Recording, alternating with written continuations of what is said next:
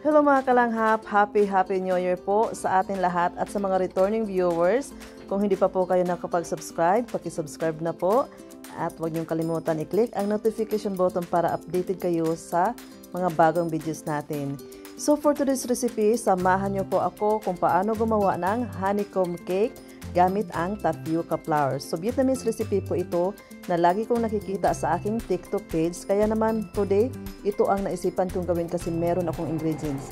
At saka hindi ko akalain na masarap pala ito. First step na gagawin natin ay atin itong i-brush ng kunting oil. Huwag butter kasi magba-brown siya. Ilagay natin sa oven, painitin natin ito. At the same time, preheat na rin ang oven natin. So mga 15 minutes to 20 minutes. So mga 360 Fahrenheit to 370 Fahrenheit for 15 to 20 minutes. Sa isang saucepan, ilagay natin ang ating coconut milk. Iinitin lang natin ito, condensed milk. Isalin na natin ang ibang mga ingredients, asin. Nagdagdag ako dito ng konting asukal, 100 grams kasi hindi pa matamis. And butter. Para matunaw na lahat dito, para isahan na. Ilagay na rin natin ang ating pandan flavor. So sa pandan flavor naman, depende yan kung anong kulay ang flavor nyo. Kasi mayroong clear, mayroon ding green na siya. Kaya ito sa akin clear, kaya dagdag ako ng kulay green para maganda ang kulay ng ating cake. Malapandan talaga yung dating niya. So sa kulay naman, kung gusto nyong matingkad, dagdagan nyo. Pero sa akin gusto lang yung parang katamtaman lang. So set aside natin ito palamigin in a room temperature. So habang pinapalamig natin yun, i-crack natin ang eggs. So maraming eggs ang gagamitin natin, kaya ito yung parang cake na egg-intensive.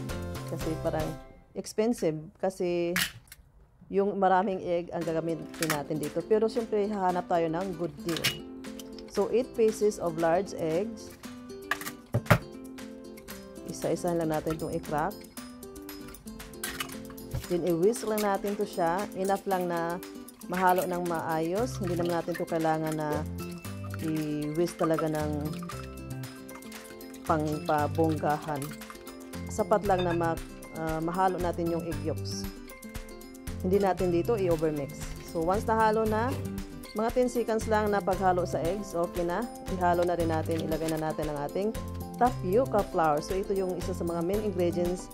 At saka kailangan gumamit tayo dito ng double acting baking powder.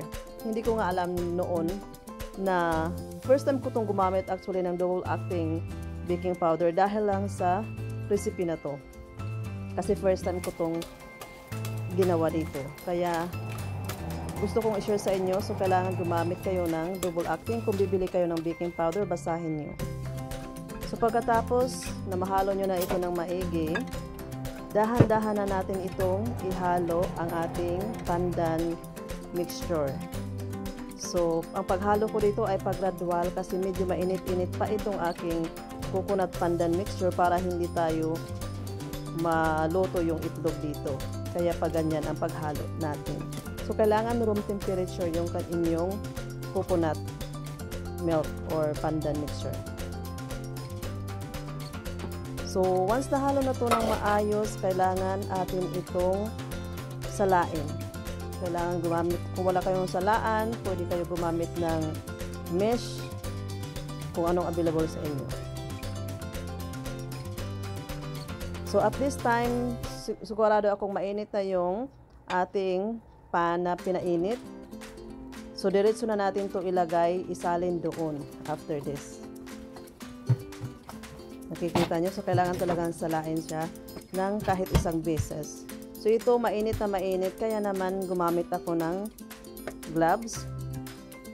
Then i-pour natin ito at saka diretso na to sa oven. So i-bake natin ito for about 360 Fahrenheit for 50 to 55 minutes hanggang sa maluto ang ating cake.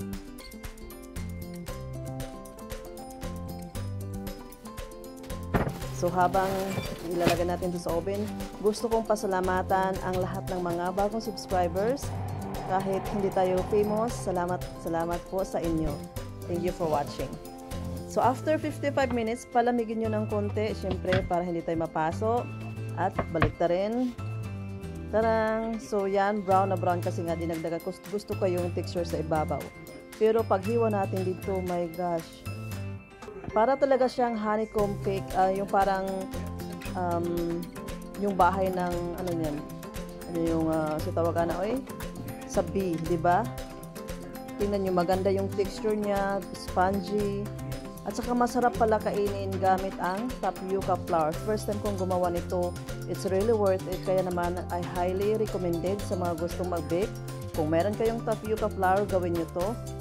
Ang ingredients lang naman dito na marami ay ang eggs. Sana nagustuhan nyo ang reseping ito. Huwag nyo pong kalimutan mag-subscribe and click the notification button para updated kayo sa mga bagong videos. Paki-comment na rin po. Thank you for watching. Again, my name is Florina. Bye!